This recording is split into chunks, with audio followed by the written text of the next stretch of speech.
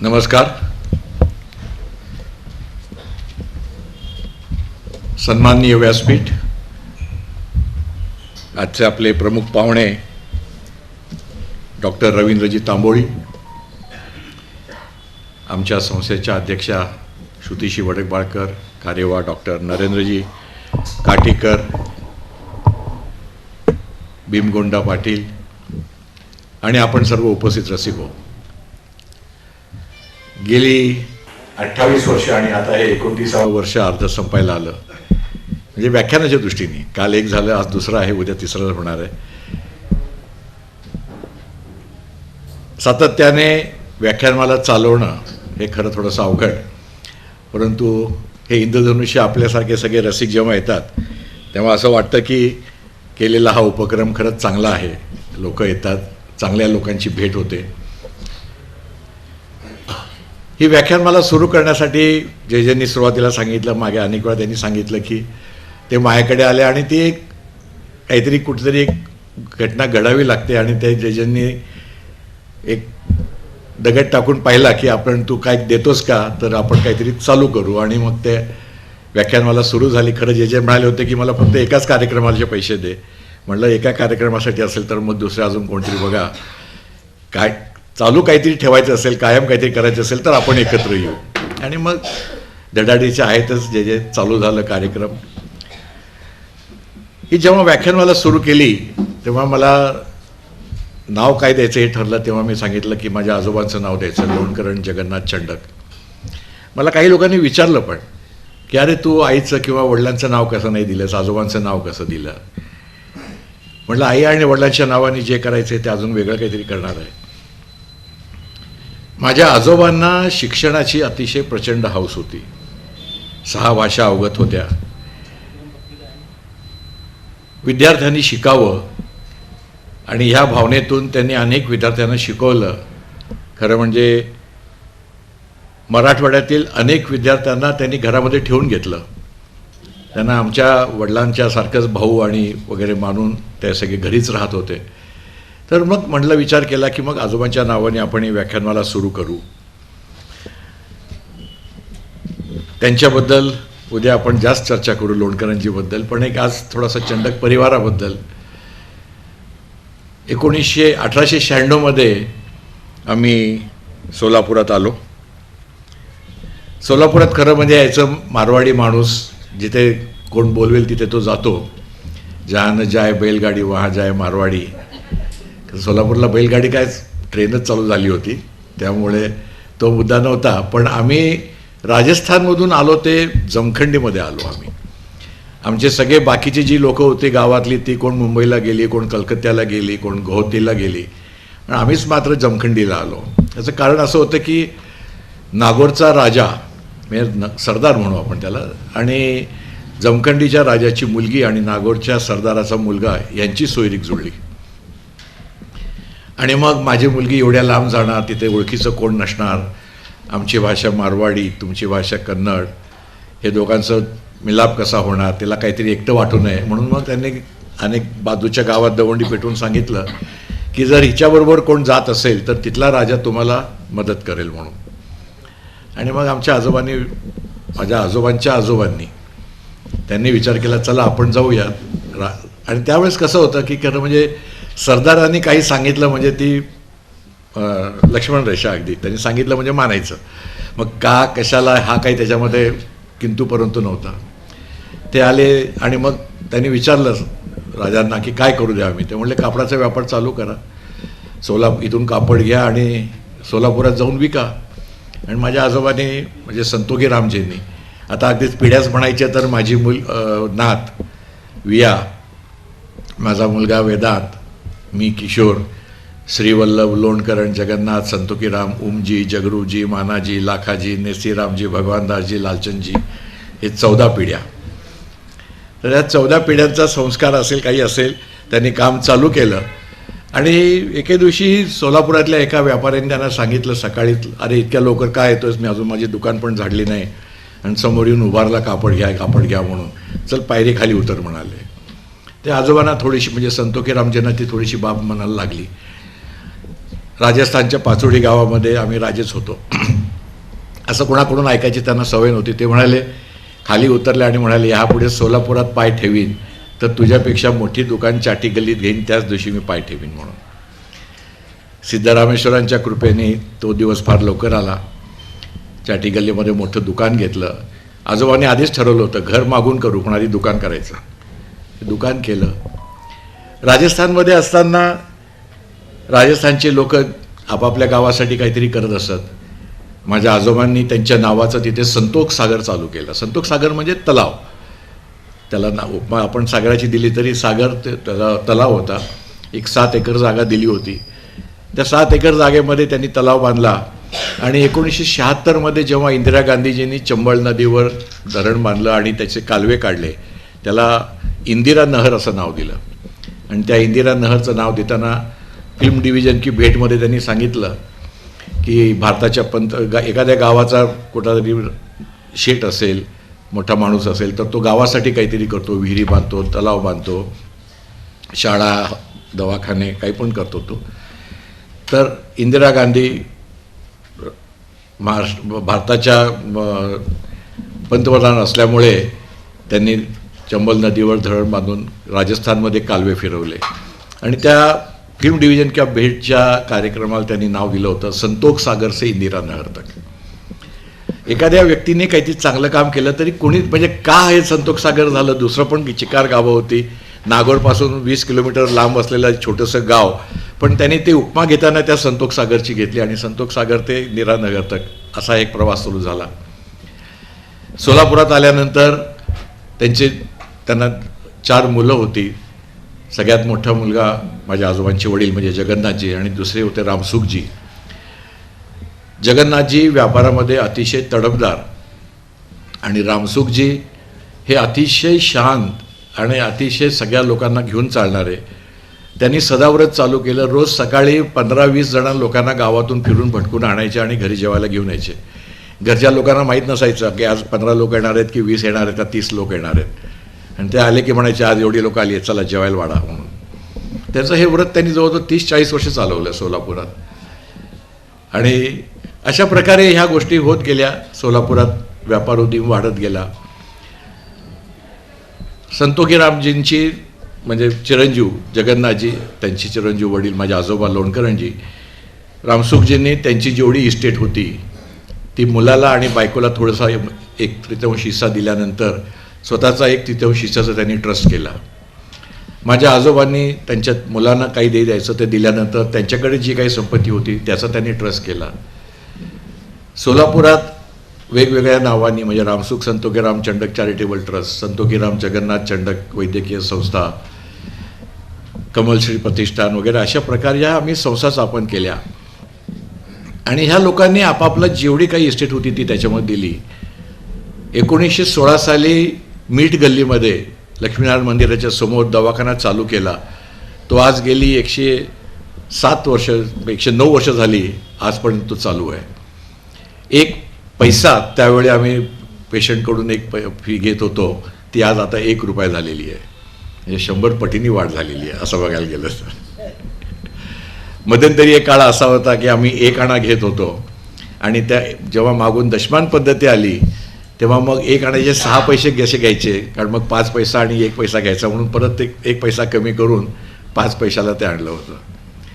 सोलापुरात त्यांच्यामुळे Chandak high school, Chandak English school, Damani high school, बाळेची चंडक हायस्कूल, रिमांड होममधली चंडक हायस्कूल, सरस्वती मंदिरमधले प्राथमिक शाळा, अशा अनेक संस्था चालू झाल्या. शिक्षणाची ओढ असल्यामुळे वसतिगृह बांधलं.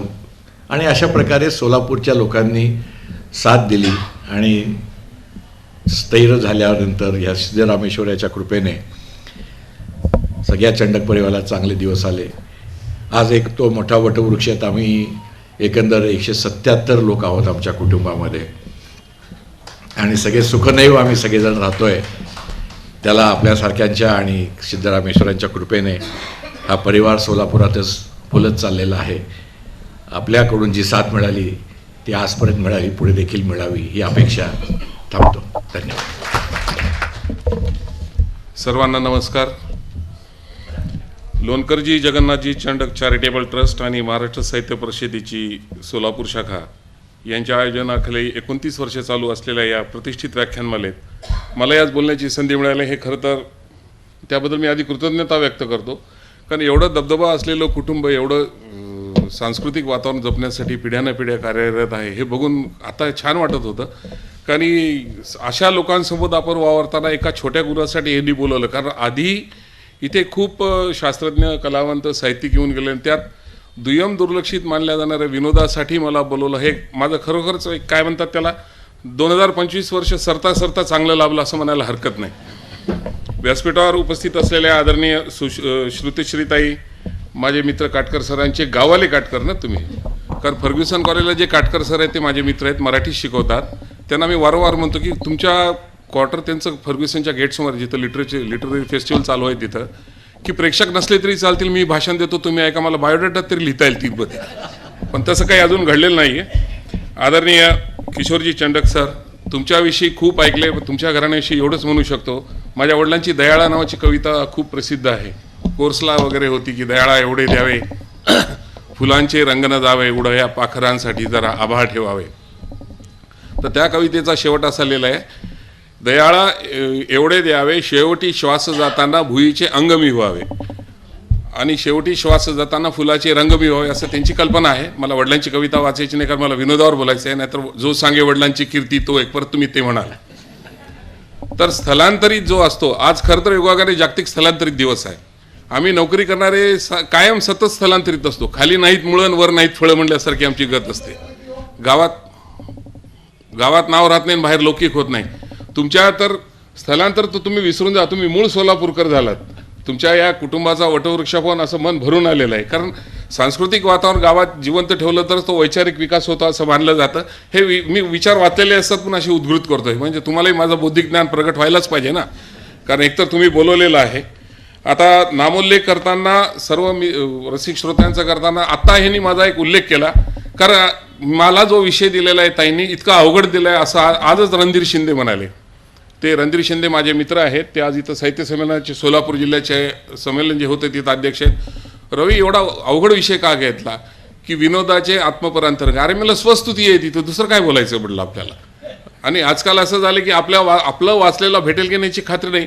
पु ल देशपांडेंच्या 2-3 पुस्तकांचे नाव माझे म्हणून सांगू टाकतो, म्हणलं लोकांना शीर्षक तरी माहीत असतं. म्हणलं ते म्हणे जाता जाता मार खावा लागेल तुम्हाला. असो तो भाग वेगळा. कारण मला हा जो विषय दिलेला आहे विनोदाचे आत्मपरांतरंग, त्या विषयात जाण्यापूर्वी मी सोलापूरचे माझे ऋणानुबंध सांगू इच्छितो की कैलासवासी निर्मल कुमार फडकुले स्मृती साहित्य पुरस्कार मला पुण्याला साहित्य परिषदेत प्रदान करण्यात आला. एवढ्या मोठ्या माणसाच्या नावानं असलेला पुरस्कार त्यांच्या दोन्ही कन्या रत्नांच्या हाताने घेताना मला खूपच आनंद झाला होता. त्यामुळे सोलापूरशी मी तसा जुळल्या गेलो, तर माझ्या साहित्याला पहिला एका वेगळ्या अर्थाने प्रतिसाद सोलापूरकरांनी दिला असं म्हणायला हरकत नाही. दुसरा मुद्दा सांगायचा म्हणजे कैलासवासी गोमा पवार सर, जे विनोदांचा एन्सायक्लोपीडिया होता, त्यांच्या लँडलाईनच्या फोनजवळ माझं उसंतवाणी नावाचं पुस्तक ठेवलेलं होतं असं रणधीर शिंदे मला वारंवार मागं म्हणायचे. या 10 वर्षाखालच्या गोष्टी आहेत त्या, ते माझे जुने मित्र आहेत. आणि वडिलांकडं 23 सरदेशमुखांची मी डांगोरा एका नगरीचा वाचलेली. वडील माझे मराठीचेच प्राध्यापक होते, रिटायर झालेले आहेत, नांदेडलाच राहतात. तर त्यांच्याकडे ह्या कादंबऱ्या मला वाचायला मिळालेल्या होत्या. आणि सगळ्यात महत्त्वाचं म्हणजे आमचं जे, मी नांदेड जिल्ह्यातील देगलूर गावी वाढलो. आमचं जे गाव आहे ते सोलापूरसारखं सीमावर्ती आहे. कन्नड, तेलुगू आणि मराठी भाषिकांची सरमिसळ तिथे झालेली आहे. पण तिथं जी शिक्षण संस्था आहे ती नीतिनिकेतन शिक्षण संस्थेला सगळे शिक्षक पंढरपूरचे तेव्हा आलेले होते. तर मला आचार्य अत्रे नशिबात नसले तरी मापा अत्रे आणि विपा अत्रे नावाचे 2 शिक्षक बंधू जे पंढरपूरचे होते ते मराठी आणि इंग्लिश शिकवायला होते. तर मराठीचा लळा लागला आणि इंग्लिश बोलायचा योग कधी आलाच नाही. जे काय 10वीला आम्ही 25-30 क्रियापदांवर पास झालो त्याच्या 84 मार्क पडले होते. त्यानंतर नासरी उत्पाद नावाचे पंढरपूरचेच होते, काळे सावळे अगदी पांडुरंगासारखे, त्यांनी गणिताची भीती घालवली होती. बागवान सर नावाचे बार्शीचे होते, त्यांनी भूमितीची भीती घालवली होती. शेख गुरुजी क्रीडा शिक्षक होते, त्यामुळे असा धष्टपुष्ट दिसतो, आता पोट आले तो भाग वेगळा आहे. तर सोलापूर जिल्ह्याच्या आणि सोलापूरचा माझ्यावर तसा खूप ऋणानुबंध आहे, काही उपकारही आहेत. आणि पंढरपूरच्या साहित्यिकांचा उल्लेख करायचा झाला तर कैलासवासी दमा मिराजदार हे फार पूर्वी मराठवाड्यात प्राध्यापक होते. माझे वडील ते भैशाल व्याख्यानमालेला फिरायचे अशी माझी अधिकृत माहिती आहे. मी काही त्यांना पाहिलं नाही. वडिलांचा त्यांचा संबंध आलेला होता आणि विया बुवांचं साहित्य मला फार आवडायचं, कारण मध्यमवर्गीय जाणीवा त्यांनी त्यांच्या पुस्तकातून फार व्यक्त केला होता. पंढरपूरचाच एक माझ्या मित्राचं नाव घ्यायचं झालं तर दुर्गेश सोनार. शिरीष पै नंतर आमच्या नांदेडच्या वृषालय ते किनाळकर आणि दुर्गेश हायक्यूमध्ये खूपच त्यांची काय म्हणतात त्याला प्रगल्भता दिसून येते.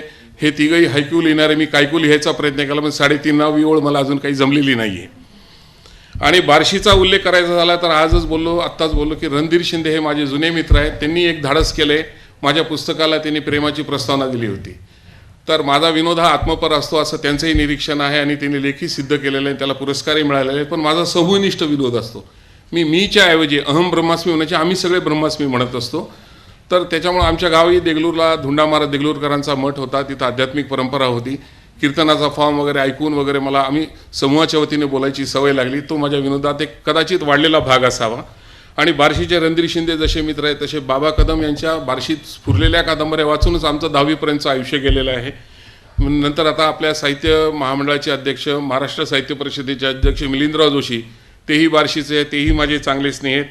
आणि सोलापूरचं बोलायचं झालं तर वडिलांचे मित्र लक्ष्मीनारायण बोल्ली इथे वास्तव्याला होते. त्यांच्या श्रीमती बोल्ली मॅडमनी मला मैत्रीमध्ये एकदा कविता लिहायला संधी दिली होती. त्यानंतर पाडळकर सर इथंच राहून गेलेले जे मोठे कथालेखक आहेत. मोठा वाचक असलेल्या नितीन वैद्यांचं माझा थेट ओळख झालेली नाही, पण ते आलेत की नाही माहीत नाही. आणि तुम्हाला आज पहिल्यांदा जे लोक मला आज पहिल्यांदा बघतायत त्यांना आवर्जून सांगतो, एका व्हेटरनरी डॉक्टरच्या भाषणाला 2 प्राचार्य आज आलेले आहेत. किती कालगती आहे बघा ही. चनशेट्टी सर आलेले आहेत, त्याच्यानंतर आमचा इजा तांबळे आले ज्यानं माझ्या वडिलांच्या कादंबरीवर PhD केलेली आहे. आता काळे सर म्हणाले की मला 2 ॲडव्हान्स इन्क्रिमेंट मिळाले. उत्कृष्ट काम केल्यावर मिळतात असं तुमचं विधान आहे, पण अधिकारी जर लाड करत असेल तर कमरच्या लाड मिळतो. माझे जॉईंट कमिशनर आले तिथं बोरकर म्हणून. असा लढीवाळ जर अधिकारी असला ते हाताखालचे माणूस खूप चांगले कामं करतं. तर असे काही रहस्य असतात. मी रिटायर झालो तरी ते माझ्या प्रेमापोटी आले. आज आमच्या पुण्याला जॉईंट कमिशनर आहेत. आणि आज जागतिक स्थलांतर दिन आहे म्हणालो. खरं तर मला इथून सुरुवात करायची होती, पण तुमचं वटवृक्षासारखं झालेलं घरानं बघून मी मुद्दा सोडून दिला होता तो. सर, सगळ्यात एक छान सोलापूरच्या विषयीची मी माझी अजून एक आठवण सांगतो की फार पूर्वी मी जेव्हा तरुण होतो तेव्हा महाराष्ट्र टाइम्सला film and television institute of इंडियाची जाहिरात आली होती की फिल्म एडिटर आणि डायरेक्शनच्या कोर्ससाठी तिथे स्पर्धा परीक्षा होती. मी त्या परीक्षेला हट्ट करून गेलो. मला त्या नाट्यशास्त्रातलं किंवा चित्रपट क्षेत्रातलं काही कळत नव्हतं. पण जसं UPSC MPSCला लाख पोरं बसतात, मेनला फक्त 10,000 बसतात वगैरे वगैरे जसं असतं ना फिल्टरवर, तर मी तिथे गेलो तेव्हा माझ्यासोबत सोलापूरचा एक साठे नावाचा मित्र परीक्षेला आला होता. आणि तिथेच परीक्षेला साठी आले दिल्लीची एक ठक्कर नावाची देखणी पोरगी होती. आता आमचा STT होता, माझं तांबोळीचं TA, त्याचं त्या पुरीचं ठक्करचं TH आणि आधी साठेचं S. तर ती लढीवाळपणे आधी बोलू लागली. ऑफकोर्स तिला असं वाटलं की माझं बौद्धिक ज्ञान खूप आहे, मी खूप हुशार आहे. ती म्हणे आप मुझे दिखाएंगे क्या. तर मी तिला म्हणलं मी दाखवतो तुला. तिला दाखवण्यामध्ये मला जे काही येत होतं ते सगळं वाया गेलं. साठे नापा झाला पण माझं न बघता झाला. ती ठक्करची पोरगी काय झालं बिचारीचं माहीत नाही. नाहीतर आज आम्ही दोघं फिल्म इंडस्ट्रीतले जोडपं म्हणून प्रसिद्ध झालो असतो. आज हे रहस्य सोलापूरच्या निमित्ताने मी व्यक्त करतोय. मला भीती वाटत होती आता बोलताना आवाज बदलला असेल, कारण आज भारतातली पहिली घटना आहे बायको ऐकते नवरा बोलतोय. उद्या काय होईल मला माहीत नाही. आता काळे सरांनी जे उल्लेख केले माझ्या डिग्रीचे, माझ्या व्यावसायिक कारकिर्दीचे 2-3 त्यांनी उल्लेख टाळले. ते एक अधिकृत चांगला उल्लेख सांगतो. मी वेगवेगळ्या मंत्र्यांचा OSD सुद्धा होतो, अर्थात PA. आता PA म्हणल्यानंतर अशा कार्यक्रमात रमला नाही पाहिजे हे गृहीतक काय, पण ते मी मोडतो. पण माझ्याकडे काही सुंदर पदव्या सुद्धा आहेत ज्याचा उल्लेख त्यांनी केला नाही. कदाचित तुमच्यापैकी काही जणांना मिळालेले असते. मी BWS सुद्धा झालेलो आहे, MF झालेलो आहे, CCC आहे माझ्याकडून, PGDM आहे. त्या डिग्र्यांचा मी विस्तार करतो. तुमच्यापैकी कोणाला मिळालं असेल तर नाही कबूल करून टाका एकदाचं की मी बॅचलर ऑफ व्हॉट्सॲप सुद्धा झालो आजकाल. मास्टर ऑफ फेसबुकही आहे. सर्टिफिकेट कोर्स इन चॅटिंग सुद्धा आहे. एकदा बायकोनं मोबाईल रागात फेकून दिला होता चॅटिंगमुळं. आणि post graduate diploma in mobile addiction सुद्धा मला झालेलं आहे. आता तुमच्यापैकी कोणाला असेल तर सद्यस्थिती अशीच आहे. स्वस्तुती करताना विनोदाचा आत्मरंग शोधताना अशी सुद्धा मुद्दे येणारच आहेत. तर मी काटेकोर व्याख्यासुद्धा आणली तुमच्यासमोर बोलायला. आज मराठीतल्या एवढ्या नामवंत प्राध्यापक माझं भाषण ऐकतात, मला दडपण आले. कारण माझ्या वडिलांसारखे जे मराठीचे प्राध्यापकासमोर बोलणं फार अवघड असतं. ते मुद्देसूद, काटेकोर आणि तपशीलवार बोलतात. त्यांनी विद्यार्थी घडवलेत. पण आज तुमचं नशिबाची एक खूट तुम्हाला सांगतो, तुम्हाला जनावरांच्या डॉक्टरचं ऐकावं लागतंय. हा नाईलाज आहे तुमचा. नाही, आता तो कसा नाईलाज म्हणालो ना मी आधी. तर हे माझा आत्मपर अंतरंग असा आहे. स्वस्तुती करताना थोडी तरी कोणाची तरी चिमटे काढावे लागतील ना. तर पुढचा भाग असा की ह्या डिग्री आल्यानंतर तुमच्यापैकी नसतील तर मी माझे पुढचे स्वप्न सांगतो. कारण वयाच्या 65पर्यंत स्वप्न बघता येतात असं मला मीच म्हणालो होतो की मी मोटिवेशनल स्पीकर होण्याचा प्रयत्न करतोय. त्यानंतर मला सोशल मीडिया इन्फ्लुएन्सरही व्हायचं आहे आणि इन्व्हेस्टमेंट ॲडवायझर व्हायचं आहे. सर, ज्याला काही येत नाही त्याला इन्व्हेस्टमेंट ॲडवायझर होता येतं. मी सुद्धा तुम्हाला 4 शेअर सांगू शकतो. कारण काय झालंय, आज यूट्यूब लावला की असे चित्रविचित्र दिसत आहेत. आणि परवाच माझ्या घरात, आमचा नांदेडला जे घर आहे वडिलांचं, ते खालचं भाडेकरू गेलाय. तर मी आईला म्हणाले की मी यूट्यूब चॅनेल टाकतो आता. तिला वाटलं पोरगं किती खर्चात टाकतं की मला तुझा मोबाईल मला ते यूट्यूब चॅनल सुरू करतो म्हटलं. हे सगळं असं चालू आहे. आणि मला स्पष्ट एक जाणीव आहे की लिहिणाऱ्याला आणि सादर करणाऱ्यांमध्ये फार फरक नसतो. लिहिणे वेगळं आहे आणि सादर करणे भाग वेगळा आहे.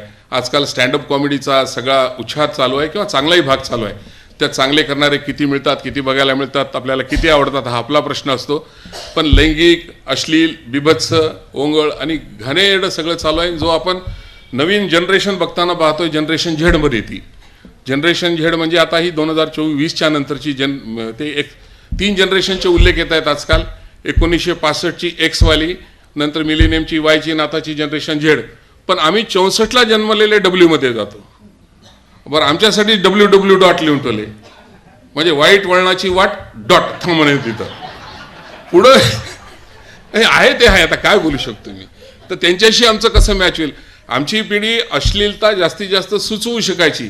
कारण तुम्ही पूर्वीचे, आता 64च्या आधीची जी लोक असती त्यांना माहिती आहे गुलाबाचे 2 फुलं किंवा फुलं चिटकून ते गाणं पूर्ण व्हायचं. आता पुढं काय बघावं लागतं ते माहीत नाही. तर मला त्याची जाणीव आहे की लिहिणं आणि सादर करण्यामध्ये फरक असतो. आणि सगळ्यात महत्त्वाचं काय घडलं की कोरोनानंतर आता सेलिब्रिटींचा कालखंड शून्यावर गेलेला आहे. आता हे मला वाटलं, कारण जेव्हा उच्छाद मांडला होता कोरोना, त्या दिवाळीमध्ये मोहिनीच्या दिवाळी अंकात मी जो लेख लिहिला होता त्याचं शीर्षक होतं मास्कधारिणी. त्याच्यामध्ये मी मला आता मुली जर दिसल्या, म्हणजे मी फक्त ऑब्झर्वर म्हणून बरं का, मला माझा दुसरा हेतू नव्हता की जर मुली एखाद्याला दिसल्या तर ती मास्कधारिणी, चित्तहरिणी, कटाक्ष स्वामिनी, दंतखिंड रक्षिणी, हस्तप्रक्षालिनी, तसं काहीच घडलं नाही. कोणीच मास्क घालून गेलं. तर नॉन सेलिब्रिटीचा जमाना मला वाटतं येईल का नाही माहीत नाही. असेल तर तुम्ही मान्य करा, कारण कोणाचेच पिक्चर चालत नाही आहेत. या संदर्भात सांगायचं झालं तर या नॉन सेलिब्रिटीचा कालखंड कसा आहे, तर माझा एक आठवण सांगतो. कारण आत्मपर विनोदामध्ये आपल्या आठवणी, स्वस्तुती जशी असते, स्वतःचे अनुभव, स्वतःच्या लिखाणाला सुखात्मकरित्या मांडू शकणे, त्याला आत्मपर लिखाण म्हणतात. आत्मपर निवेदनामध्ये मी हा उच्छाद मांडत असतो. सगळं काही मीच असतं ते. अहम ब्रह्मास्मी आता बोलल्याप्रमाणे. तर 1988ला माझ्या वडिलांच्या कादंबरीवर एक चित्रपट झाला होता. कदाचित झीचा चॅनल कोणी बघत असेल तर बंदिवान मी संसारी त्या पिक्चरचं नाव होतं. त्या पिक्चरची स्टारकास्ट फार चांगली होती. निळू फुले आशा काळे होते. अविनाश खर्शीकरांचा त्यात पहिल्यांदाच रोल होता, म्हणजे प्रथमच ते काम करत होते. पण मराठी चित्रपटाचं नशीब असं आहे, आज लागला उद्या पडला. कारण त्याच्यावर रसिकांचा महाबहिष्कार असतो. ह्या घडलेली घटना विसरून जाऊ आपण. पण जर तो पिक्चर चालला असता तर माझे वडील देगलूर जिल्हा नांदेडचे सलीम खान झाले नसते का? आणि ते सलीम खान झाले असते तर मी सलमान खान झालो नसतो का?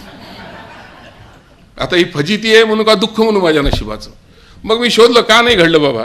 तर वडिलांना गावामध्ये जावेद कोणी भेटला नाही. माझा काही दोष नव्हता. आणि मुंबईला जो सेलिब्रिटी झालाय त्या सेलिब्रिटीला फुटपाथवर राहावं लागतं, प्लॅटफॉर्मवर झोपावं लागतं. माझ्या वडिलांचे आत्तेभाऊ तेव्हा उपसचिव होते, म्हणजे मला कुणी प्लॅटफॉर्मवर झोपू दिलं नसतं. जाऊ द्या म्हणलं. तर असे नॉन सेलिब्रिटी होण्याचे योग मला लहानपणापासून येतो, माझा इंदाज आहे. मग असे मांडू तरी शकतो मी. आता गंमत अशी झाली की मी कुठे लिहिलं, काय लिहिलं हे तुम्ही किती जणांनी वाचलं मला कल्पना नसते. पण दरवर्षी गेल्या 7-8 वर्षापासून मोहिनी, जत्रा, पद्मगंधा, साप्ताहिक सकाळ, आलटून पालटून, महाराष्ट्र टाइम्स अशा दिवाळ्यांकामध्ये मी असतो. ज्यांनी कोणी वाचलं असतं तर कदाचित बाजारलेख वाचण्याआधी दिवाळ्यांक दिला असेल लायब्ररीत किंवा विकत घ्याल तर नंतर वाचवत पण ठेवला असतो, तो माझा नाईलाज आहे. पण ज्यांनी वाचलं त्यांना माझं लिखाण आवडतं असं माझे संपादक म्हणतात. त्यामुळे मी सुखात असतो. आणि मी आता या सगळ्या मुद्द्यांना अनुसरून बोलतोय. मी असं समजतो की मी आणि आपण सगळेजण नॉन सेलिब्रिटी आहोत. चांडक सर आपण नाही बरं का, आमचं आम्हाला बोलू द्या थोडं. तर ही सामान्यत्वाची जी जाणीव आहे ती मला लहानपणापासून आहे आणि ती आता प्रखरपणे मला मांडता येत आहे. आधी मी मांडू शकत नव्हतं, कारण आधी मला वाटायचं काहीतरी घडेल काहीतरी घडेल काहीतरी घडेल, पण काहीच घडलं नाही. 2 इन्क्रिमेंट मात्र मिळाले बरं का. आणि आजकाल काय झाले, 2020 नंतर कोरोना काळ संपल्यानंतर आपण सगळेजण आपल्यावर आरोप होतो की फुकटे वाचक झाले, फुकटे प्रेक्षक झाले. अरे पण आम्ही OTT प्लॅटफॉर्मसाठी नेटवर्क प्रोव्हायडर्सला पैसे देतोय ना. प्रत्येकाच्या घरातले पहिल्यांदा 200-300 रुपये जायचे ह्याला मोबाईलला, आता 1000-2000 चालेत, म्हणजे इनडायरेक्टली आम्ही पैसे देतोच आहेत. तर आम्ही तेव्हा तिकडं पैसे देतोय याचा अर्थ आम्ही कोणीच फुकटे नाही आहेत. त्यामुळं आपल्याला जो आरोप केला जातो सामान्य लोकांना की वाचतच नाही आहेत, बघतच नाहीत, आम्ही काहीतरी बघतो, फेसबुकवर तरी बघतो, इकडे तरी बघतो, म्हणजे कुठेतरी अजून आशा जिवंत आहे. आणि हे सगळं कसं झालं की आम्ही विनोदी लिहिणाऱ्यांना, आत्मपर विनोद लिहिणाऱ्यांचा विनोद वाचला जातो की नाही ही मला शंका तुमच्यासमोर व्यक्त केली. पण मला अजून एक 2-3 गोष्टींचा म्हणजे मला चुका काढायची सवय लागली. जसं मी ताईंना म्हणालो, काय योगाला तुम्हाला वेटरनरी डॉक्टरचं ऐकावं लागेल म्हणून. तर जेव्हा समर्थ रामदासांनी टवाळा आवडे विनोद असं लिहिलंय, तर ती चूक त्यांची नाही आहे. तेव्हा कोणीतरी नकलाकार असेलच ना त्याच्याकडे शिकवू. त्यानं टवाळा नावडे विनोदचं टवाळा आवडे विनोद करून टाकलं. तिच्यापासून तुम्ही सगळेजण गंभीरच वाचायला शिकलात. आणि तुकाराम महाराजांनी सगळे सांगितलं की सुख जवा पाठ दुःख डोंगरा एवढे, तर एवढंच असते म्हणून स्वीकारायचं कशाला आणि आनंद घ्यायचा कशाला असं काही वाटत असेल. पण सुखद बाबींचं जे वैभव आहे ते दुःखद बाबींना येत नाही. दुःखद बाबींचा जो तीव्र त्रास आहे तो सुखद बाबींना कधी कटाक्षाने लागत नाही. आणि तसंच समर्थांच्या विषयी बोलायचं झाले तर जो सांगे वडिलांची कीर्ती तो एक मूर्ख असं त्यांनी म्हटलेलं होतं. पण मला इथं बसण्याच्या अगोदरच माहिती होतं कोणी ना कोणी वडिलांचं नाव सांगलं आपली अर्धी बाजू सेफ होईल. रवी काही बोला तरी जाऊ द्या, तांबोळी सरांचं पोरग आहे असं म्हणतील म्हणून. पण असं कोणी म्हटलं नाही, त्यामुळे मला बोलायला स्फुरण आलेलं आहे. आणि ह्या सगळ्या काळामध्ये असं झालं की आता आज इथे तरी जवळपास चांगली रसिकांची संख्या आहे. नाही तर सगळ्यांना काय वाटतंय, नको तर आता भेटी गाठी, नको तर आता गप्पा, मोबाईल आहे विश्वच माझे खरे सांगतो बाप्पा. तरी अजून कोणाचा मोबाईल वर निघाला नाही, म्हणजे माझं बोलणं चाललंय चांगलं असं समजायला हरकत नाही. तर या सगळ्या संदर्भाने बोलताना थोडंसं मला दिलेल्या विषयाच्या बाबतीमधली पार्श्वभूमी तयार करताना मी असं म्हणू इच्छितो की सगळ्यांनाच माहिती आहे की हसणं ही आपल्याला मिळालेली नैसर्गिक प्रवृत्ती आहे. आणि हसण्यासाठी विनोदवृत्ती कामाला येते. आणि विनोदवृत्तीमुळं काय होतं की आपलं चित्त प्रसन्न होतं. थोडेसे जे तीव्र दुःख असतात तेवढे बघून सगळ्या दुःखावर फुंकर मारण्याचं काम हे होतं. आणि आजूबाजूला वास्तविक जीवनातला आनंद जो असतो तो स्वतःवर केलेल्या विनोदातून जास्त मिळतो असं म्हटलं जातं. कारण इथं अतिशयोक्तीची गरज नाही, कोणावर टीका करण्याची गरज नाही, जाती धर्माच्या पलीकडे एकमेकांना बोलता बोलता म्हणता येतं. तर ह्या विनोदाचं जे सामर्थ्य आत्मपर विनोदाच्या आत्मपर अंतरंगामध्ये हे फार वैशिष्ट्यपूर्ण हा भाग आहे की जो मला आवडला. कारण मी सगळ्यात आधी मौखिक विनोदामध्ये फार आम्ही रमलेलो होतो एकेकाळी. म्हणजे नांदेडला विरंगुळा खूप मिळतो, आधी तर मोबाईलचाही काळ नव्हता. तर कुठे निघाला तर बेल घालायला निघालो. आमच्या घरामध्ये आईच म्हणायची मला, कुठे निघाला, हा निघाला बेल घालायला म्हणून. आणि पानपट्टीवर जायचो आम्ही, सगळीकडे पानपट्ट्याचं फार प्रस्त होतं. टवाळा आवडे पानपट्टी म्हणायचं, आमचं आम्हीच म्हणायचो एकमेकाला. तर तिथं घडायचं काय, खा तंबाखू लाव चुना थुंकून येतो पुन्हा पुन्हा. एक हात थुंकला की तो थुंकायचा, मग तिथं मन रमायचं. आणि तिथं जे मौखिक विनोद व्हायचे ते त्याच्यासारखे विनोद कुठंच नसायचे. कदाचित मला ते मौखिक विनोद लेखी विनोदामध्ये आणण्याची संधी मिळाली किंवा सवय लागली किंवा ते कौशल्य निर्माण झालं. पण त्याआधी माझ्या देगलूरचं जे वातावरण होतं ते आई शिक्षिका होती, हेडमिस्ट्रेस होती नगरपालिकेच्या शाळेला. बालवाडीपासून ते 7वीपर्यंतची मुलं तिच्याकडे यायचे. आणि नंतर वडील कॉलेजला प्राध्यापक असल्यामुळे कच्चा माल आईकडे आणि पक्का माल वडिलाकडे यायचा. बरं, या सगळ्यांना एक दरारा, छोट्या तालुक्याच्या गावात काय असतं, प्राध्यापक शिक्षकांविषयी फार प्रेम असतं. एक पोरगाला की त्या घरातलं सगळं कुटुंब त्याला जोडलं जातं. मग आमच्या घरी कोणाला यायला हिंमत व्हायची नाही, पण मला सगळ्यांच्या घरी यायचं नॅशनल परमिट होतं. त्यामुळे विविध जाती धर्मातल्या मित्रांकडे जायची मला संधी मिळाली. तांबोळी सरांनी पाहिलेलं, प्राचार्य तांबोळी सर आमच्या घरचं वातावरण, देगलूरला ते आलेले PhD माझ्या वडिलांवर करताना. तर ते असं लेकरवाळं गोतावळा होता तिथं. त्यामुळं आम्हाला असं सगळीकडे असं एक धाडस आलेलं होतं. आणि देगलूर गाव हे आध्यात्मिक परंपरेतलं असल्यामुळे दुड्डाबारा देगलूरकरांचं वारकरी संप्रदायाचं प्रस्थ आहे. तर आम्ही तेव्हा म्हणायचो वारकरी भेटला की नमस्कार करू आणि बारकरी भेटला की बसून चमत्कार करू म्हणून. हे अशा गोष्टी घडत गेलेल्या आहेत. आणि त्याच्यामुळं काय झालं की सगळे समूहच असा थोडाफार खट्याळ होता, त्यामुळे ते घडत गेलं. आणि शिक्षक प्राध्यापकाचा मुलगा एक गावात ग्रहितक असतं की तो खूप हुशार आहे. तर 10वीपर्यंत मी आणि माझ्या भावाने ते गावामध्ये सगळ्यांना ती समजूत राहू दिली. त्यांची फजिती मॅट्रिकच्या मेरिट लिस्ट लागल्यानंतर करून टाकली. दिव्याखाली अंधारी म्हणती तर सिद्ध करून टाकली. इतर प्राध्यापकांचे पोरं मेडिकल इंजिनिअरला गेले, आम्ही राहून गेलो. राहून गेलेले डॉक्टर, राहून गेलेले कवी, राहून गेलेले कादंबरीकार या वर्गात आम्ही सामील होऊन गेलो. तर त्या अशा फजिती सांगण्याची सवय लागली. आता एक किस्सा माझ्या मित्रांमध्ये माहीत आहे आणि माझ्या बायकोलाही माझ्या मित्रांनी सांगितलेला आहे. मी 11वीत असताना नीतू सिंगला पत्र लिहिलं होतं. तेव्हा घरी मासिकं साप्ताहिक खूप यायचे. तर त्याच्यामध्ये पाली हिल जुहू मुंबई असं काहीतरी होता. तिचा पिक्चर पाहिला होता, आवडला होता. तुम्ही मला खूप आवडता, मला भेटायचे, कधी येऊन विचारलं. आता ह्याच्यापुढे पुढे काय झालं, ते दुर्दैवाने तिला पत्र मिळालं नाही. तिला जर मिळालं असतं ती कदाचित देगलूरला भेटायला आली असती. आमच्या देगलूरच्या शनिवारच्या बाजारात लोहिया मैदानातली तिला छान कांदे वांगे घेऊन दिले असते मी. पण असं घडलं नाही. मग आमची फजिती अशी, आम्ही उच्च स्वप्न पाहिले पूर्ण न होणारे. हे सगळे मला मांडता काय आले की सामान्य माणसाचा गौरव कुठं असतो की आपल्यामधलं काहीतरी वाढवून सांगणे. तर मला ते लिहिण्याची सवय लागली. आम्ही माझ्या बालपणाचे किस्से लिहिताना तुम्हाला एक अगदी जनरली घडणारी जी गोष्ट असते, निर्लज्जम सदा सुखी म्हणून माझ्या एका पुस्तकामधला एक लेखातला एक पॅराग्राफ असतो. आता तो काळ राहिला नाही त्यामुळं किती अपील होईल माहीत नाही. आम्ही लहानपणी ज्या वसाहतीत राहत असू ती वसाहत जोड बंगलेवजा घरांची होती. नगर रचनेमधली एका अर्धशतकापूर्वी अशी वसाहत म्हणजे प्रचंड मोठी क्रांती म्हणायला हवी. हे म्हणजे हडप्पा मोहेंजोदडो संस्कृतीचे दृश्यरूप असावे. फक्त तेव्हा टॉयलेटमध्ये क्रांती होणे राहून गेले होते आणि बंदिस्त गटारे ही कल्पना जन्मली नव्हती. लहान मुलांना यामुळेच घराबाहेर मुक्तपणे बसू दिले जाई आणि त्यावेळी गावगावच्या गल्लीबोळात फिरणाऱ्या वराहांची पीडा त्यांना होऊ नये म्हणून हातात काठी घेऊन प्रातर्विधीला नामवंत घराण्यातली बालके तेव्हा घराबाहेर आनंदात सुटका करून घेत. त्यात संकोच किंवा गैर असे कोणालाही वाटत नसे. आम्ही काळाप्रमाणेच जगणारे होतो. त्या क्रियेला एक संवादस्थळ मानून सामूहिकरित्या गप्पा मारत ती उरकत होतो. निर्लज्जम सदा सुखी या म्हणीचा लाभ आम्हाला तिथूनच झाला असावा. आता माझंच मनोगत आहे, काहीतरी चुकीचं बोललं. मित्र असे भेटले म्हणजे आज मला अजून एक मुद्दा सांगायचा की कविता जशी सुचते तसा विनोद सुचतोय, विनोद सापडतोय. तर कधी कधी विनोद कुठे सापडेल, काय सापडेल तो मांडता आला पाहिजे. कारण मौखिक विनोदातला जो सामर्थ्याचा भाग आहे तो असा मांडण्यात येतो. आता हे किती यात ओंगळ लिहिलं नाही, बिभत्स लिहिलं नाही, काही नाही. मी जेव्हा इंटरनेट बघत होतो तेव्हा माझ्याकडं हेमंत नावाचा शिपाई होता मंत्रालयात.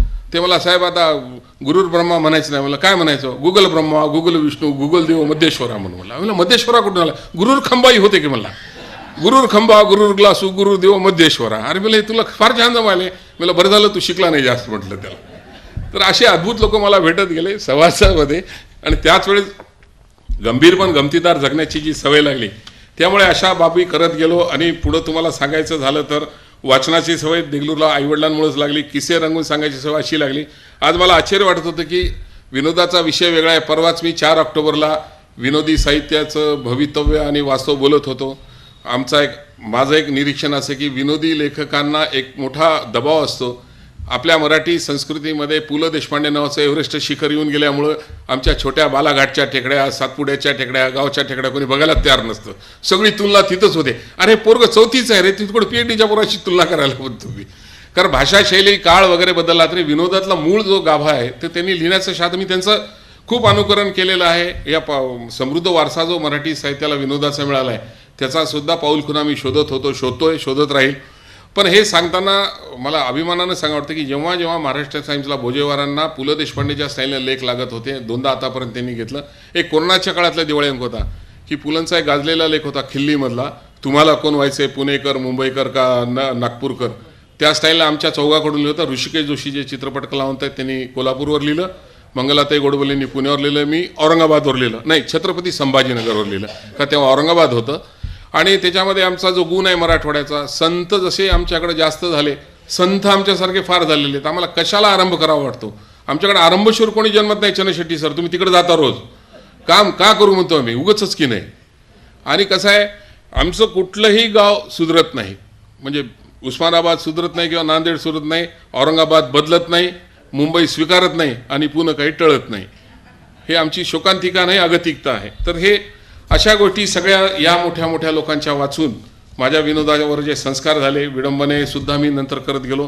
बोलता बोलता मला मुद्दा तो तुम्हाला सांगायचा होता की 1990 नंतर जत्रा जेव्हा मासिक झालं होतं तेव्हा पुवी भिरेंनी माझ्याकडून विडंबनं लिहून घेतली होती. जवळपास 7 अंक आले होते.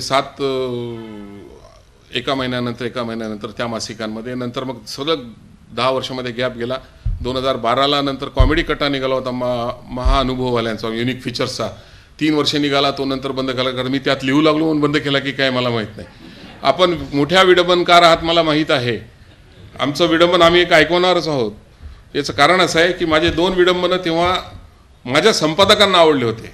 आता तुम्ही रसिक श्रोते आहात, तर मूळ कविता जी सगळ्यांनी लहानपणी शिकलेली आहे की सायंकाळची शोभा म्हणून भा. रा. तांबेंची कविता होती. कोणाला आठवते का?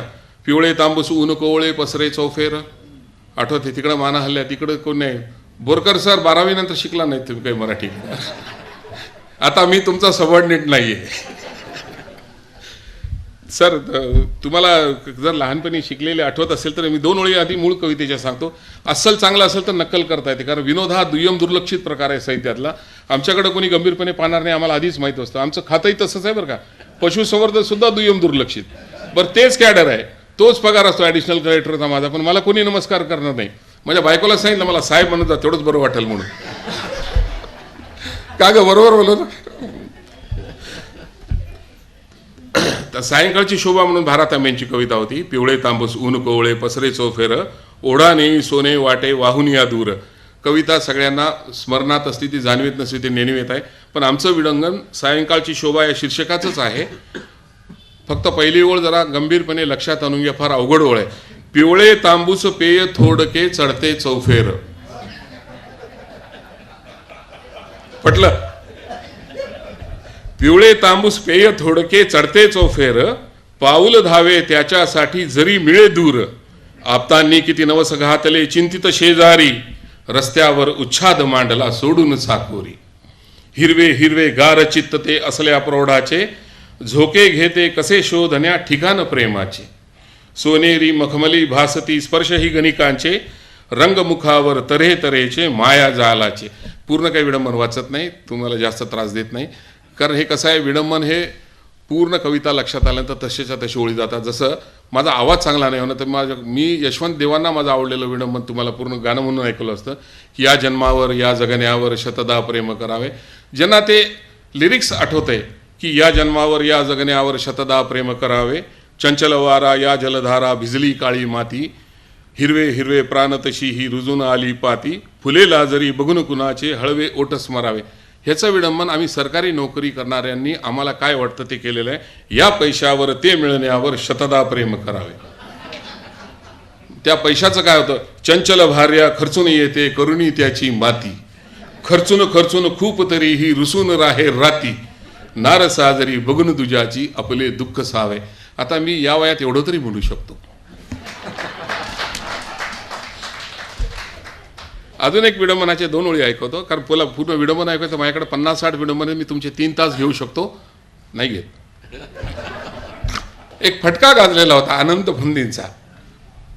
कोणाला आठवतं का बघा? बिकट वाट वहिवाट नसावी धोपट मार्गा सोडू नको. तर हे सुहास कुलकर्णी आनंद अवधानी युनिक फीचरचे तेव्हा मनोहर सोनवणे जिवंत होते. तर मला हे तुमच्या आयुष्यात एवढं जर लिहिलं असतं तर चांगलं झालं. मला ह्याच्यानं माझं नाव कुठं झालं असतं, तुमचा अंक किती जणांकडे जातो म्हणलं.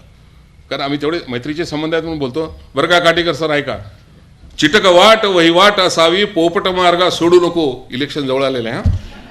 चिटक वाट वहिवाट असावी पोपट मार्गा सोडू नको, सत्ते भवती ऐसा आपला उगाच पार्ट्या बदलू नको. चल सावध पण धरुनी निखालस खोट्या बोला सोडू नको, पटांगणी तू वाघ कसाही लोटांगण परी टाळू नको. शब्द देऊनी फसू नको, शब्दी कुणाच्या गुंतू नको, शब्द फिरवण्या चुकू नको, शब्द फिरवणे हे मुत्सद्दी पण या उपदेशा विसरू नको. चिटक वाट वहिवाट असावी पोपट मार्गा सोडू नको. असे खूप विडंबन आहेत. पिवळ्या पिवळ्या नोटा देऊन हिरवीगार शेती घ्यावी, सह्याद्रीची वाट लावून येणे प्लॉटिंग करून घ्यावी. कविता कोणती ते आठवा तुम्ही. तर विडंबन मला सगळे सांगायचे नाहीत. मी माझा विनोद आत्मपर विनोदाचा आत्मरंग सांगताना हा स्वतःवर केलेला विनोद असतो. हे सगळं मला सुचलेलं, माझी फजिती, मला आलेले अनुभव, माझ्या आयुष्यातल्या घटना ह्या उल्लेख करताना मी हे तुम्हाला ओघाओघात विषयानुरूप सांगत गेलो. अजूनही मूळ विषयाची मला जो दिलेल्या विषय त्याची व्याख्या मी करते, मी लिहून आणली. मी ChatGPT वापरत नाही. आता तर मी कुठं गुगल मराठीचा कीबोर्ड शिकलो नाही, तर आम्ही हस्तलिखित पाठवायचो. त्या संपादकाचा फोन यायचा, तांबोळी ते ल लिहिलं का ट लिहिलं म्हणून. त्याच्यामुळे आम्ही फार मागं पडलेलो आहे. खरंय. तर विनोदी लेखकांना लोकप्रियता मिळण्याची शक्यता जरा कमी असते असं माझं विधान माझ्या आत्मपर विनोदाच्या मांडणीच्या वेळेस म्हणावंसं वाटतं. याचं कारण असं झालेलं आहे, विनोदासाठी असलेली जी दिवाळी अंक आहेत, मोहिनी, जत्रा, आवाज, आपण एक गृहीतक धरूया, बाकीचे असतील, पण ती सुद्धा दिवाळी अंक विकत घेऊन वाचणारी मंडळी कमी झालेली, तो नाईलाज आहे. कारण कसं झालं आहे की स्क्रीनिंग टाईम आपला सगळ्यांचा या मोबाईलच्या उच्छादामुळे, आता तळव्यावर मोबाईल नावाचं पिशाच आलेलं आहे. आपल्या पूर्वी मानगुटीवर वेताळ बसायचा म्हणे, आता पिशाच आलेलं आहे. स्क्रीनिंग टाईम 6 घंट्याच्या वर गेला आहे, रीडिंग टाईम 0कडे आला आहे. 1000 वर्गणीदारही मासिकांचे उरले नाहीत, साप्ताहिक 2च उरलेत. नीट आठवा, साप्ताहिक 2च दिसतील तुम्हाला, एक मार्मिक दिसतं आणि साप्ताहिक सकाळ दिसतं. लोकप्रवाहसुद्धा बंद झालं आहे. दैनिकांचा खपसुद्धा मधल्या पुरवण्यासुद्धा पहिल्यांदा 4 पानाच्या होत्या, आता 2 पाना. लोकसत्तेला आमचा नंबर लागतच नाही, कारण तिथे 48 किंवा 52 आठवड्यामध्ये समजा 50 पुस्तकावर घेतात, त्यांच्याकडे 500 पुस्तकं येतात, त्यांची अडचण आहे. आमच्या पुस्तकाचा जन्म झाला, त्याचं बारसं झाले तुम्हाला कळावं कुठून. त्यामुळं विनोदी लेखक एकतर दुय्यम दुर्लक्षित, बरं सगळ्यांना दुःख, करुणा, त्रागा हे सगळंच आवडते, उपहास, म्हणजे काल्पनिक दुःख, लोकांचं दुःखच आवडते, लोकांचं सुख आवडत नाही. तर हा भाग वेगळा आहे आणि या सगळ्यामध्ये कालानुरूप स्थित्यंतरानुसार हा अटॅक झालेलाच आहे वाचन. त्याच्यामुळं मी विनोदी लेखक किंवा विनोदी लिहितो म्हणून. आता यावर्षी मी 9 दिवाळी अंकात आहे. माझ्या माहितीप्रमाणे त्यातले 4 दिवाळी एकत्र इथं येतातच. मोहिनी सगळ्या स्टॉलवर येतं, आवाज येतं, जत्रा येतं, साप्ताहिक सकाळ येतं, अनघा येतं, हेमांगी येतं. पण त्यातलं माझं किती जण वाचलं मला बोध होत नाही, कारण पूर्वी कळवायचे तरी मिळायचं तरी एकमेकांना फीडबॅक, आता तो मिळत नाही. पण आपली टिमकी आपणच वाजवावी, दुसरा काहीच पर्याय नसतो. तर रेडिओ चित्रपटापासून ते ChatGPT, OTT हा जो सगळा कालखंड आहे, तो स्वतःवर जर ओढून घेतला तर आपण कुठं कमकुवत पडलो यावर विनोदी लेखकांना कळत जातं. त्यातून स्वतःचा स्वर मिळू शकतो. त्यामुळे मी त्या दैनंदिन घटनातील विसंगती सौंदर्य त्यात जोडण्याचा प्रयत्न करत असतो. आणि यामुळं काय घडते की स्वतःवर आजही मला हसता येतं. आता रिटायर झालेल्या माणसांना काय करावं हा प्रश्न पडतो असं म्हटलं जातं, पण मला रिटायर झाल्यानंतर काय सुचू शकतं हे तुम्हाला जर सांगितलं तर तुम्हाला मॉर्निंग वॉकचं एक उदाहरण देतो. कारण ते सुद्धा लिहिलेलं आहे आणि तोही कुठल्या तरी दिवाळी येऊन गेलेलं आहे का या फुकटचे सल्ले पुस्तकात आहे. बघा, आम्ही सेवानिवृत्त झाल्यानंतर मला एक सल्ला दिला होता. काळे सर आहेत ना तुम्ही? सेवानिवृत्त होण्यापूर्वी माझ्या ऑफिसमधल्या एका मित्राने सांगितलं होतं, हे बघा, आयुष्यभर सह्या करण्याशिवाय आपण दुसरे काही करत नाही आणि काम न करता येणाऱ्या काल्पनिक थकव्याच्या गोष्टीशिवाय आपला एकही दिवस जात नाही. त्यामुळे आपण रिटायर झालो की दुसऱ्या दिवशी भल्या पहाटे आपल्याला जाग येऊन जाते. पुढे आयुष्यभर असेच घडणार असते, म्हणून त्या व्हेरी फर्स्ट दिवशी जाग आल्या आल्या घरातून पहाटेच्या फेरफटक्याला बाहेर पडावे. निघताना रिकामी पिशवी घडी घालून खिशात ठेवावी. फेरफटका निमित्त ठेवून बाहेर पडल्यावर परिसरातील ज्या ज्या घरांच्या कुंपणातील फुलं झाडावर फुलं तोडतायत ती तोडून घ्यावीत. भरपूर फुलं जमवण्याची सवय लावावी. इथपर्यंत सगळ्यांना माहिती आहे. ही जमवलेली फुलं घेऊन किमान 2-3 तरी ओळखीच्या घरी जावे. तिथे ओळखीच्या कुटुंबातील त्या वहिनींना देवपूजेसाठी फुले आवर्जून आणलीत हे वाक्य बोलून निघतो म्हणावे. कोणत्याही घरातून चहा घेतल्याशिवाय जाऊ देणार नसल्याने सकाळचा पहिला खास चहा बाहेर मिळून जाण्याची सोय होईल. बघा, ही अशी उदात्त सवय पुढे पुढे सकाळच्या ब्रेकफास्टचाही लाभ देऊ शकेल, तर घरातले तुमच्यावर प्रसन्न राहू शकतील, कारण घरात त्यांची सकाळी चहा करण्याची अडचण दूर झालेली असेल. तर हे अशा गमती आजही मिळतात. वास्तविक विनोदामध्ये हेच सौंदर्य आहे. आणि सगळ्यात आनंदाचं काय आहे की तंत्रज्ञानानं वर्तनात बदल झालेला आहे, पण मूलभूत आपल्या ज्या वास्तविक आयुष्यातल्या गोष्टी ते विसरून सगळेजण भ्रमात जेव्हा जगतायत तेव्हा आपल्यासारखे साधेसुधे विनोदी लोकांना आवडतील याची मला खात्री आहे. म्हणून स्वतःवर विनोद करताना मी माझ्या आत्मापर विनोदाचा अंतरंग असं आहे की स्वतःमधले गौरवाचे क्षण जसे हुडकत जातो तसं मला इतरांवर टीका करायची गरजच पडत नाही. आमचंही दिलखुलास वातावरणात वावरण्यासाठी लोक जे देगलूरला भेटले, म्हणाले मी देगलूरमध्येच मुद्दे सोडून दिले. एक गल्लीतला किस्सा जो सांगितला वराह अवताराचा, तसे खूप किस्से आहेत. मी तुम्हाला 8वी 9वी 10वीचा एक किस्सा सांगता, एवढा मात्र तुम्ही माझ्याकडून आवर्जून नाही का. आजचा माझ्या विनोदाचे आत्मपर अंतरंगाचं तुम्हाला पूर्ण उलगडं होईल. आमची पिढी जी आहे ती अविरत प्रेम प्रकरण करून जगलेली आहे. तुम्हाला कोणालाही माहीत नाही. म्हणजे महिला मंडळांनी सगळ्यांनी ऐकावं. सर, हे फार महत्त्वाचा मुद्दा तुमच्या व्यासपीठावर व्यक्त करतोय. अश्लील नाही, बिभत्स नाही. त्या काळी प्रेम व्यक्त करण्याचा एक अद्भुत प्रकार सुद्धा प्रचलित होता. म्हणजे आमच्या पिढीचं सांगतोय मी. या प्रकारात मुलाने मुलीकडे चोरून पाहणे ही क्रिया होई. अशा तऱ्हेचे प्रेम आम्हीही वयात येण्यापूर्वी करून बसलो आहोत. हे प्रेम वर्गात घडे. आम्ही 9वीत असताना वर्गातल्या उपलब्ध असलेल्या 10-12 मुलींपैकी 2-3 एकाच वेळी एकाच दृष्टिक्षेपात असे प्रेम केले होते. आम्ही बहुप्रेयसीचे अनंत काळचे प्रियकर म्हणून स्थापित होण्याचा तो बहुधा आरंभबिंदू असावा. त्या काळी आम्ही वर्गात प्रवेश करत असताना प्रवेशद्वार ओलांडताच उजवीकडे बघून घेत असू. तिथे बाकांची एकमेव रांग असे जी मुलींसाठी राखीव असे. एका वर्गात अशा 5 बाकांच्या 5 रांगा असत. एका बाकावर 2 मुले बसत. 50 मुलांचा तो वर्ग होता. त्या काळात जरी मुलं मुली जन्माचे गुणोत्तर बिघडले नसले तरी गावातील कन्याशाळेत उपलब्ध मुलींचा मोठा समूह सामावला जात असल्याने आमच्या शाळेत हुशार मानल्या गेलेल्या व भविष्यात विदुषी म्हणून प्रसिद्ध होऊ शकणाऱ्या वडिलांच्या बदलीमुळे उशिरा प्रवेश घेणाऱ्या मुलीच प्रवेश घ्यायच्या. इयत्ता 9वीच्या त्या वर्गात आम्ही अगदी बरोबर सहज कोण करता येईल अशी जागा शोधून घेत असू. ज्या दिवशी जी आवडेल तिच्याकडे ताशी 10 वेळेस, अर्थात दर दिवशी 50 वेळेस, म्हणजेच मासिक 1500 वेळेस, तर वार्षिक 18,000 वेळेस बघून घेत होतो. ही निरीक्षण क्रिया करताना तेव्हा आमची मान डाव्या बाजूस सैल अवस्थेत राही तर उजवी बाजू ताणलेल्या अवस्थेत राही. तेव्हा प्रेमचिंतनात आम्ही मग्न होतो. पण अलीकडे वयाच्या 45 आम्हाला तीव्र मानदुखीची बाधा जडली होती. दुचाकी न चालवणाऱ्या आम्हाला ती का जडली याचे कारण आमच्या ऑर्थोपेडिक डॉक्टरला खूप डोके खाजवून कळले नव्हते. पण यामागचे गुपचूप कारण केवळ आम्हालाच ज्ञात होते. त्या प्रेमाची कळदार स्मृती म्हणून आम्हाला आता कधी कधी मानेचा बेल्ट वापरावा लागतो. माझ्या बायकोला आजही गोड पडले की ह्यांनी 2 बेल्ट आणले होते, नाही तर मोटरसायकल चालवत नाहीत. आज रहस्य उलगडा झाला. पण तिनं पुस्तक वाचत असेल तर तिनं ते रहस्य लपवलं होतं. असो, तर जशी परिस्थिती तशी मनस्थिती असते. आज तुमची मनस्थिती इथपर्यंत मला थोडीशी हलकी फुलकी करायची होती म्हणून मी इथपर्यंत सविस्तर पाल्लाळ लावत गेलो. कारण पाल्लाळ लावल्याशिवाय कीर्तन रंगत नाही. आमचं गाव आध्यात्मिक परंपरेचं आहे. तर मला ताईसाहेबांनी विनोदाचे आत्मपर अंतरंग या विषयाबाबत जो विषय दिला होता त्याची काटेकोर व्याख्या मी करून आणली. पण ही लिहून आणली. 3-4 पुस्तकं वाचले. गोमा पवारांचं वाचलं, स्वाती कर्वेंचं, चिवी जोशींवरचं वाचलं. म्हणजे माझा अभ्यासही चांगला आहे. PhD साठी रजिस्ट्रेशन करतो. तुमच्या हाताखाली 15 जण PhD झालेत बरं का. चांडक सर आम्ही करून घेऊ का त्यांच्याकडे? तर ज्या लेखनात लेखक स्वतः लेखनाचा विषय असतो ते आत्मपर, बरोबर का? हां. आणि सुखात्म जाणीवा व्यक्त करणारे ते विनोदी लेखन. सुखात्मता हे आत्मपर अंतरंगाचे वैभव असते. सुखात्मता म्हणजे काय? सुखद वाटणे, आनंद होणे, मन चित्त प्रसन्न होणे. सुखद लिहिण्याचा प्रयत्न किती जण करतात काय नाही. मला माझं वाचन चांगलं आहे, मला मिळत गेले. पण तुम्ही सुद्धा या अंगाचं लेखन सुद्धा वाचलं तर त्या लेखकाला मोक्ष मिळेल, नाही तर लेखक तसा तडफडता येईल माझं कोणी वाचलं नाही म्हणून. तर आत्मपर लेखनात स्वतःच्या जीवनातली आठवणी, अनुभव, विचार, घटना जशा व्यक्त करता येतात त्या एक तर म्हणजे प्रथम पुरुषी एकवचनी जरी असल्या तरी आपण त्या परंपरेचे पाईक होतो. कारण आत्मपर विनोद लिहिणारे आतापर्यंत तसा मोठं नाव घ्यायचं जातं. चिवी जोशी, पु ल देशपांडे आणि आचार्य यात्रेंचे काही पुस्तकं घेतले.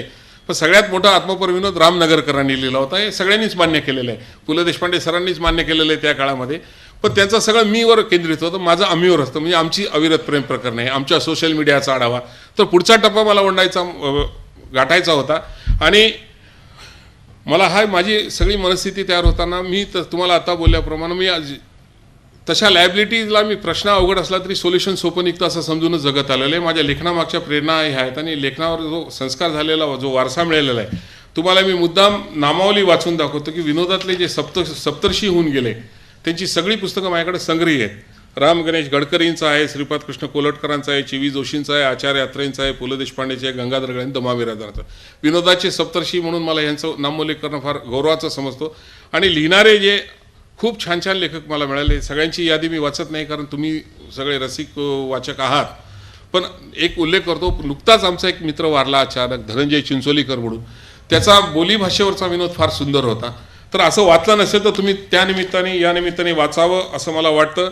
आणि आत्मपर विनोदाच्या सगळ्या माझ्या कहाण्या सांगताना मी तुम्हाला आज पत्नीपुराणमधलं मी काहीच बोललो नाही, जे पुस्तक खूप गाजलं. तर त्या पुस्तकाच्या विषयी थोडीशी माहिती देतो. माहिती म्हणजे मी न बघता देतो. पण त्याच्यामध्ये ऋतू, मराठी महिने, मराठी महिन्याच्या पौर्णिमा आणि कोणाची बायको घरात येताना गृहलक्ष्मी म्हणून जेव्हा येते ती गृहस्वामिनी फाल्गुन महिन्यात कशी होते त्याचं 12 महिन्यांचं विश्लेषण आहे. तुम्हाला एकच वाक्य विचारतो, महिला मंडळाने उत्तर द्यावं की होळीच्या दिवशी अनेक बायका नवऱ्यांना परवानगी देतात, आज घ्यायला हरकत नाही, पण 2 पेक्षावर घ्यायचे नाही. हे आले की नाही गृहस्वामी, 2 पेक्षावर घ्यायला आता जे म्हणतील त्या. पण तो मध्ये त्या पूर्ण तपशिलामध्ये आलेला एक मान्य होता. आता सामान्यांचे हिवाळी अनुभव म्हणून त्यात एक आहे. आता मार्गशीर्ष आज संपतोय, आज किंवा उद्या संपेल, पुढचा महिना पौष होईल. आपल्या मराठी संस्कृतीत, हिंदू संस्कृतीत भाकड मास पडलेला आहे आणि पानसटलेला पौष. मी दुर्गाबाई भगवानचं ऋतुचक्रसुद्धा खूप प्रचंड वाचलेलं आहे. तर त्यांनी निसर्ग तोच असतो, आपण बदलत असतो असं त्यांचं विधान मला मान्य आहे. पण भाकड मास म्हणल्यानंतर डिसेंबर महिना येतो आणि तुम्ही या नवीन वर्षाचे संकल्प ते पूर्ण होतील का हो? असा विश्लेषण माझ्याशिवाय कोणी करत नाही. आणि हिवाळ्याचे सामान्य संकेत, आता हिवाळा थोडा भरात आलेला आहे. हिवाळा सुरू झाला आहे हे मान्य करणारे 3 संकेत आहेत. तोपर्यंत हिवाळा मान्य म्हणजे सुरू झाले मान्यच करत नाहीत. तर ते 3 संकेत कोणते सांगू का तुम्हाला? हे पटतात का बघा, मी तुमच्या वतीने लिहिलेले. सर्वसामान्य मंडळींना हिवाळा आता सुरू झाले याची खात्री कधी होते? याचे उत्तर सोपे आहे. ज्या दिवशी एखादा साधा माणूस जेव्हा सकाळी स्नान आटपून आपल्या डोक्याला खोबरेल तेल लावावे म्हणून कुडकुडत्या अंगाने हातात खोबरेल तेलाची निळी बाटली जेव्हा उपडी करायला जातो, तेव्हा त्याला जाणवते की आतल्या त्या तेलाचा घट्ट गोळा झालेला आहे.